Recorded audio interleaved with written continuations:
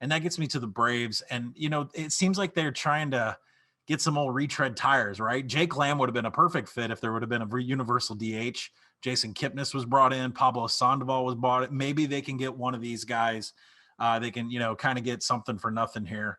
The Braves have a projected offensive WAR greater than the Mets. So that's something to note. Even with all the additions that the Mets have with Lindor, and even as great as I think Pete Alonso is, the Braves still have an offensive WAR that's projected greater than the Mets. Charlie Morton, if he returns to the 2019 WAR of 6.1 or even his Houston WAR of 3, then he's going to have a really good season. I mean, last season may have been a little bit of a mirage. His BABIP flew up to 355. His xFIP was much lower than his ERA.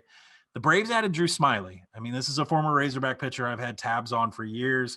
It stops in Seattle, Detroit, it doesn't matter. I've been wanting Smyly to succeed everywhere he goes. He had the highest K9 rate in 7 games in 2020 that he's had in seasons. So if he stays healthy, that's a plus for the Braves. So, and Freddie Freeman, I think it's worth mentioning for MVP bets. I know that he could win the MVP. He's done it before.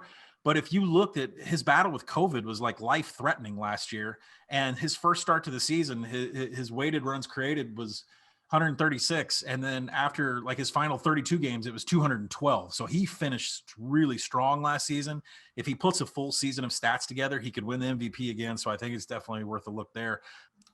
The Braves upside here, their ceiling, and if they do reach their ceiling and the Mets reach their ceiling, I think it's a fairly close race to the end, is their offense doesn't drop much. And then you have Soroka who comes back and reaches his prior form and he's healthy and it looks like he is. And Charlie Morton kind of bounces back. You have to kind of take some of the numbers you saw last year with a grain of salt, given the sample size and how unique of a year it was.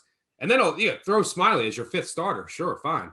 Then all of a sudden, if their pitching works out, their offense performs at or close to the level it did last year, the Braves are going to be really good. It's going to be between the Braves and the Mets. We know about the Braves lineup. I am still shocked they had as much success as they did last year with all of their pitching problems. I mean, the easiest bet I've ever made, my biggest bet of the year was throwing Kyle right out there against the Dodgers lineup. I think the Dodgers just scored another 10 runs. They won't have to do that this year, presumably, assuming that their staff stays healthy. You get Soroka coming back from surgery. They added Charlie Morton. I still have questions about the pen, but the team is loaded.